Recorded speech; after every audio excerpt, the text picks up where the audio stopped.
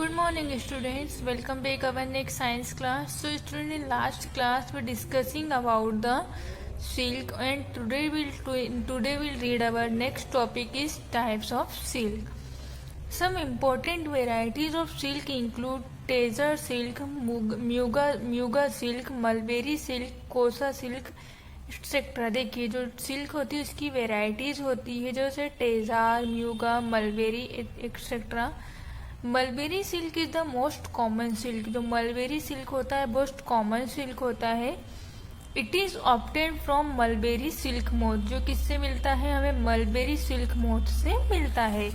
अब है life cycle of silk moth. अब जो सिल्क मोथ होते हैं उनकी लाइफ साइकिल किस प्रकार होती है?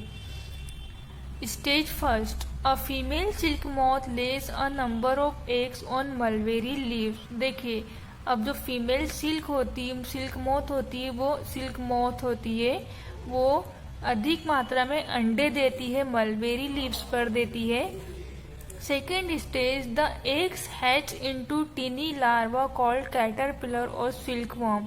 और जो अंडे होते हैं वो धीरे धीरे हैच होना स्टार्ट हो जाते हैं, जिसमें से टीनी लार्वा निकलता है, जिसे बोलते हैं हम कैटरपिलर और सिल्कवॉर्म बोलते हैं।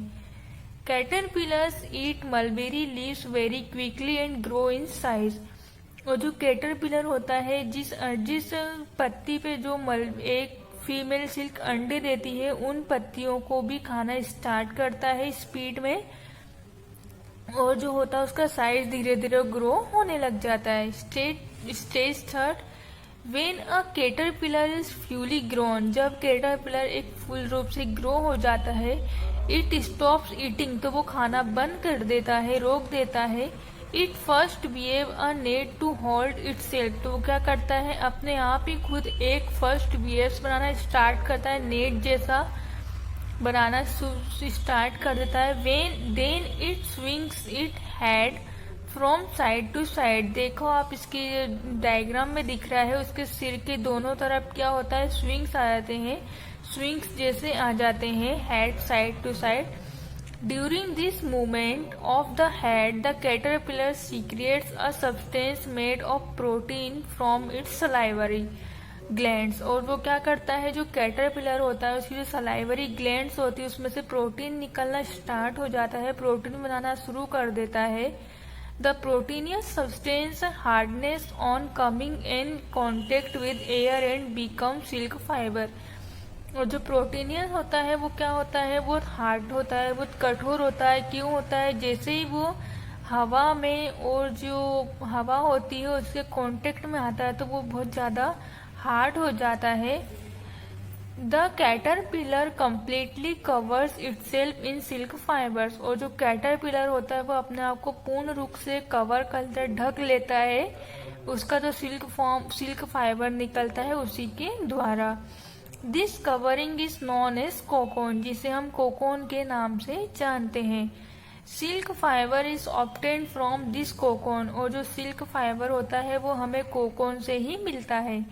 Inside the cocoon the caterpillar change into a pupa. और अंदर की तरफ जो कोकोन होता है वो कैटरपिलर चेंज होके कोकोन के अंदर प्यूपा में चेंज हो जाता है। That slowly changes into an adult moth. और जो प्यूपा होता है वो धीरे धीरे चेंज होता है और एक एडल्ट मोथ बन जाता है। ओके, अब आती है हमारी stage number 4। When fully grow, जब एक कैटरपिलर एक मोथ पूर्ण रूप से ग्रो हो जाता है, एक अच्छा ग्रो हो जाता है, the adult moth cuts the cocoon and flies out. तो जो कोकोन होता है वो एडल्ट मोथ होता है, वो उस कोकोन को काट देता है और बाहर उड़ना स्टार्ट कर देता है। Silk fibres to silk cloth. अब देखिए जो सिल्क फाइबर मिला है उनसे सिल्क क्लोथ किस प्रकार होते हैं? एक कलेक्शन, सबसे पहले अंडों को कलेक्ट करते हैं। The eggs laid by the female moth are collected and stored on strips of cloth on paper.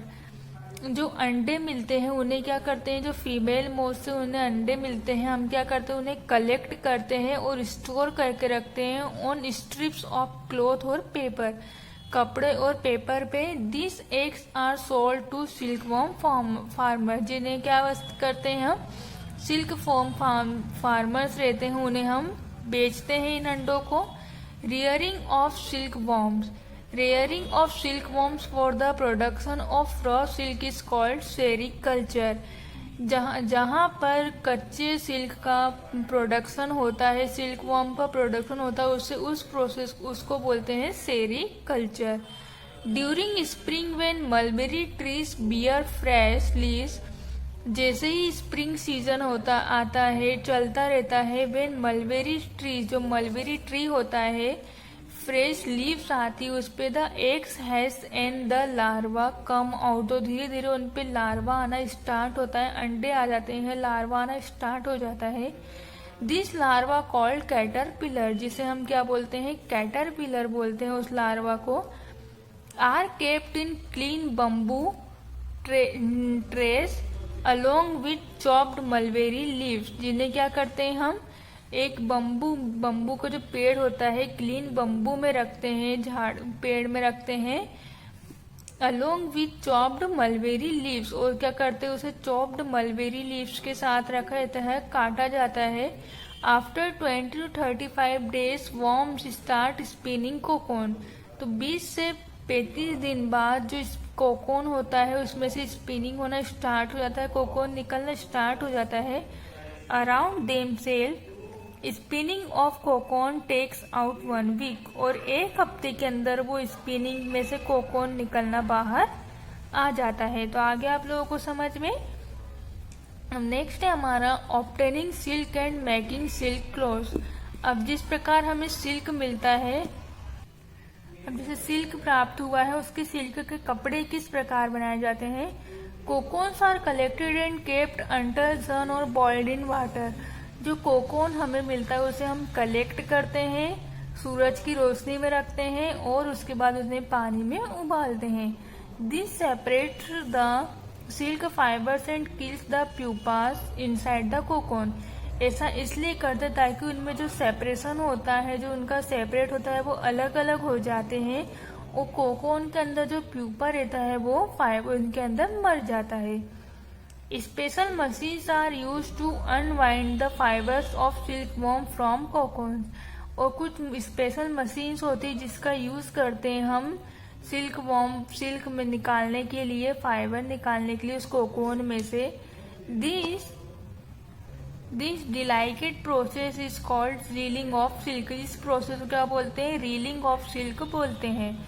The silk fibre is then spun into silk threads, अब जो सिल्क फाइबर होता है उसको हम स्पनिंग करना स्टार्ट करते हैं, सिल्क थ्रेड में उन्हें बनाना स्टार्ट करते हैं। Silk yarn is worn into silk fabric by viewers.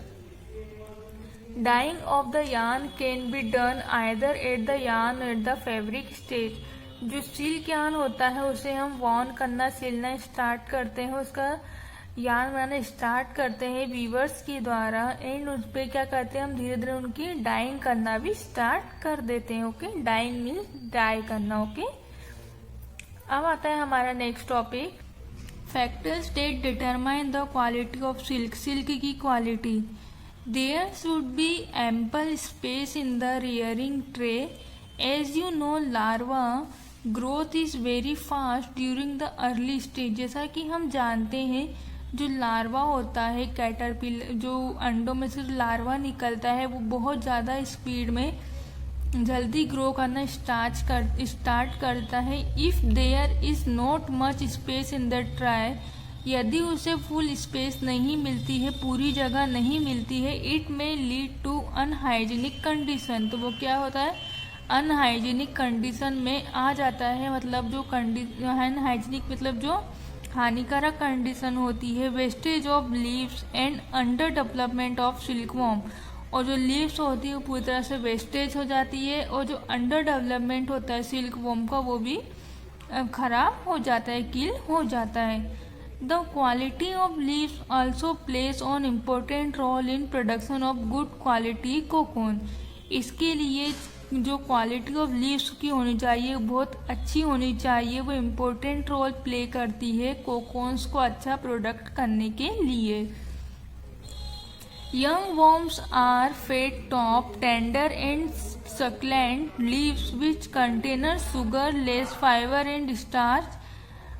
जो होता है, जो यंग वर्म होता है, उसमें क्या करते हैं, उसे उसमें शुगर होता है, लेस फाइबर होता है, स्टार्च होता है, but have high moisture and protein, लेकिन उसमें ज़्यादा मात्रा में क्या होता है, प्रोटीन और मॉइस्चर ज़्यादा होता है.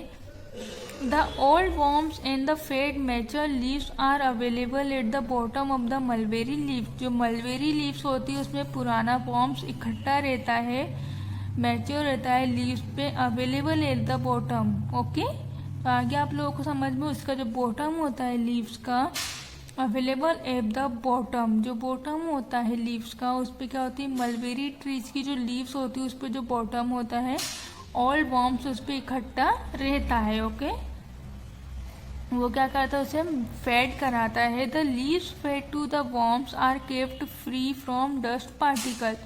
और जो लीव्स का फेड होता है वो क्या करता है, उस वर्म्स को धूल डस्ट से प्रोटेक्ट करता है, और वाटर ड्रॉपलेट्स, पानी की बूंदों से भी उसे बचाता है, दूर रखता है. इफ क्वालिटी और water use for boiling cocoons is poor. यदि उस पानी को यूज कर लेंगे, बॉइलिंग के लिए यूज कर लेंगे, तो वो क्या होता है, कोकोन बिल्कुल पुअर हो जाता है, बहुत ज़्यादा कम हो जाता है. The impurity suspended in the water adhere to the silk, thereby infusing its color and luster. Hence, the water used should be colorless, odorless and transparent. तो क्या होता है, जो पानी को हम बॉईल करते हैं उसमें कोकोन पूर्ण रूप से ख़त्म हो जाता है, उसकी जो इम्प्योरिटीज होती है पानी की, वाटर टू द सिल्क, जो सिल्क निकलता है, there by influencing it colour on lust, उसका जो कलर भी कैसा होता है, इन्फ्लूजिंग हो जाता है, लस्टर हो जाता है बहुत ज़्यादा, वो जो कोकोन निकलता है. The water use should be, और जो पानी होता है उसको हम यूज़ करना चाहिए कलरलेस, ऑर्डरलेस, ट्रांसपेरेंट के लिए, इसी कोकोन के लिए. Cocoon of different size and different qualities need different degrees of temperature for stifling. जो कोकोन्स होते हैं उनका अलग अलग साइज होता है, उनकी क्वालिटी अलग अलग होती है, उनकी जो डिग्रीज होती है टेम्परेचर की वो भी अलग अलग होती है स्टिफलिंग होने के लिए. Stifling by sun drying damage the silk quality due to action of ultraviolet rays. जो अल्ट्रावायलेट रेज निकलती है सूरज से, उसके द्वारा भी वो सन जो सिल्क होता है वो डैमेज हो सकता है, उसकी क्वालिटी डैमेज हो सकती है. Therefore, stifling by hot accordingly to a better technique. इसके लिए उन्हें क्या करते हैं, हॉट करते हैं एक बेटर टेक्निक के द्वारा. सो स्टूडेंट्स, आगे आप लोगों को समझ में कि किस प्रकार हमारा फाइबर्स रेडी होता है. सो इसके आगे के नेक्स्ट क्वेश्चन हम नेक्स्ट क्लास में करेंगे. Thank you, have a nice day.